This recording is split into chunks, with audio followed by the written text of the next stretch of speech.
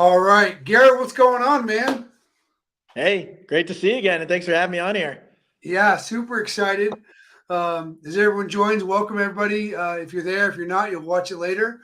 Just want to have a quick conversation because I've been getting a lot of questions. I've known Garrett for a long time, and there's this awesome event this week. I'm going to let you name it because I keep getting it wrong, but it's AFWERX related. But Garrett, tell us what's going on this week. Yeah, so we've got an industry going on down here in San Antonio. A lot of people have asked us why are we doing what is an industry day and why are we doing it in San Antonio? Part of the reason, well, one, an industry day is designed to give some exposure to private industry that's coming in. And then two, doing it in San Antonio because we've got a lot of Air Force units over here. We got a lot of personnel over here, a lot of joint units. So you've got Air Force Installation Mission Support Center, Air Force Personnel Center, Air Education Training Command. You got Air Force Reserve Command here. Got a lot of Guard units. There's a lot of entities in the San Antonio area. I think San Antonio is actually the largest concentration of Air Force personnel or employed personnel in the continental United States. Wow.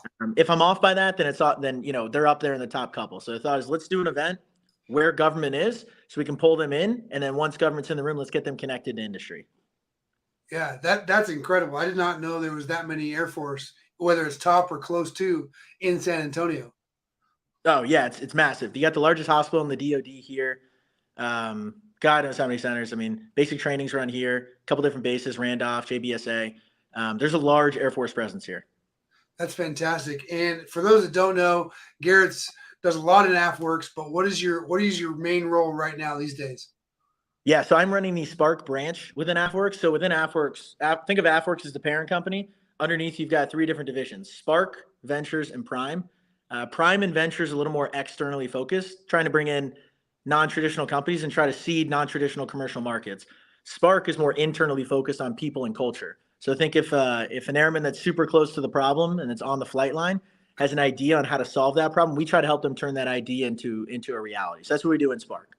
Okay, and so that when I've heard the term Spark cells, that's what you're referring to, is those little local units all over the world.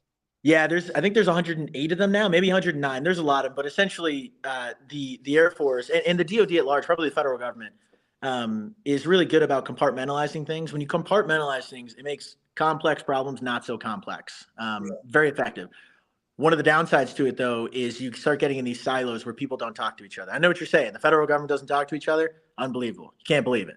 Unfortunately, that's where we're at in a lot of scenarios. There's a lot of good things happening that people don't know about. And the acquisitions community, the people that build things and buy things, a lot of times don't talk to the people that use things and are close to the problem.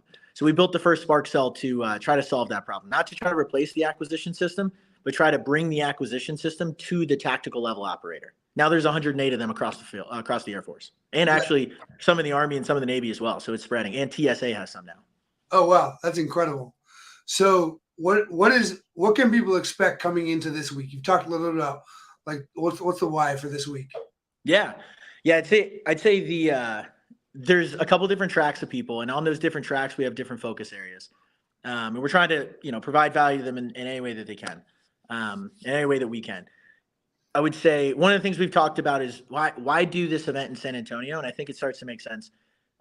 Industry is much more flexible than federal. So the thought is industry will go, especially if they're looking to come into federal sales, industry will go wherever federal is. So let's instead try to focus, instead of trying to focus on providing a venue that's easy for industry, let's provide a venue that's easier for government, get them there, and then industry can come there. If they're more mobile, let's target the audience that's less mobile. So we're targeting San Antonio, where there's a large federal presence here. I think as of last Friday, we shut down registration. It's still open. Anyone can attend. Just show up in person and show up to the event. But my event planning team would have killed me if we left it open any longer because they have to print name tags, and it gets infinitely more complicated when you don't shut it down.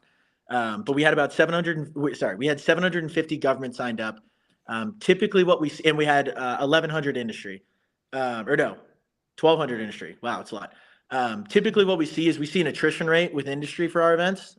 So, a bunch of people sign up, not as many people come. Maybe like a 15 to 20% attrition rate. On the government side, we see an increase. Government likes to come to things without signing up to them. So we're expecting to get closer to 1,000 government. I'd love to get to, so we're about 2,000 now. I'd love to get to about 2,500 personnel signed up for the event on Thursday when it's all said and done. Yeah, that makes sense. Well, and I've had a lot of conversations about like oh, why don't people register? Why don't they do that? I'm one of them.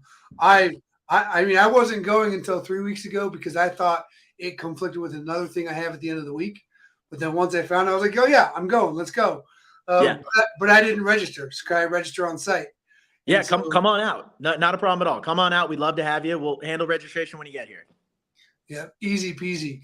So it's the 3 days, made in that area. What value have you gotten from going to these things? You're throwing this event, but from going to these things, advice for people that maybe it's their first time going to this kind of thing, especially from the government side, because this is new to a lot of people getting so close with industry. Yeah. The more of these I go to, the more, I mean, it always comes back to the same thing: networking. For those that haven't been in federal sales too long or haven't tried to bring your product into federal, it is a lot of it is about who you know, and not in a nefarious way. It's if you don't know what government's pain points are, you can't propose tech solutions to solve those pain points. So a lot of it is, and you'll see a lot of government personnel are not on LinkedIn. Like there's not like a clear, concise, here's all my government problems, what tech solutions are out there to solve them. There's a lot of industry reps that are trying to solve that and make that a little bit easier, but until we have a better productized way to do it, the service way is the best way to do it. So come to this event as an industry looking for government. Great opportunity to get exposure. We got over 1,000 government reps here. I'll say this not definitively, but pretty close, with a high degree of confidence. We've got innovation cells from every base in the Air Force here, every MAGCOM, and a couple of the program offices. We've got some strategic partners here. So AFWERX is here, Tesseract. We've got some joint partners here: TSA, DHA, Navy, Army, a lot of different branches in the Army. We've got a bunch of software factories out here. So it's mostly focused on this innovation ecosystem. And one of the things we're providing while we're out here is training. Some of these training tracks are specifically for industry, some are specifically for government, and some are a mixture of the two. Now, anyone that's coming to the event can go to any portion of the training they want. So give you an example, one that seems to have gotten widespread government and industry support or interest, if you would, has been open Q&A session with expert contracting officers. Just put some expert contracting officers in a room, have an open conversation. I've already had a couple of those today, and it was like I blew the industry rep's mind. And I was telling them very basic stuff. And not to be rude, it was like, hey, is this what you need? Like, we can do this for you. Like, we don't want our acquisition process to confuse you. Like, if these are the questions you have, we have the experts that can help support you, and we want to bring you in. So there's going to be a bunch of sessions like that, demystifying the acquisition process. And then for the government reps, a little bit focused on the entrepreneurship side. So some classes on how to pitch, lean startup, how to build a go-to-market strategy, how to get to an MVP. Government seems to love that stuff. I love that stuff. So we'll be doing some of that. And then the most important thing I'm excited about is all this training and all these other things we're doing are designed to get everybody in the room. But once they're in the room, then we want to connect them. So let's just get them there. Let's use the hook to get them there. And then let's connect government users with problems and tech industry with solutions. And throw academia in there too, because there's a lot of things academia can do too. So throughout the event, people will have the opportunity to kind of map out their pain points, whether it's reverse pitches. We've got, I don't know what it's called. My team downstairs is going to kill me. They've explained it to me 10 times. I don't know what it's called. I just know the way it makes you feel. No, but what they're doing is they're mapping out different tech focus areas on the board downstairs. And then on day 1 and day 2, people will be able to identify their problems, government and industry. And then we're going to use those boards to match people up on day 3. And then we got some boost space. So I think we've got some really passive type engagement opportunities, maybe more of a shotgun approach. And then we've got some more very active engagement opportunities, more of a sniper approach. We're trying to do a little bit of both.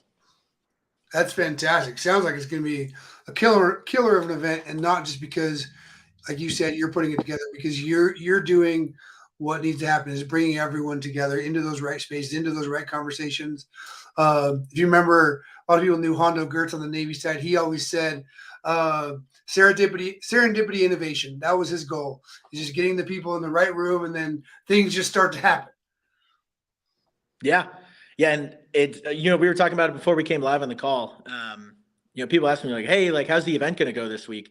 And I'm maybe I should be more stressed about it, but I'm about 0% stressed, because realistically, when we run these events, this is the largest one we've run like this, but they're all very similar. It's not our job to make the events good.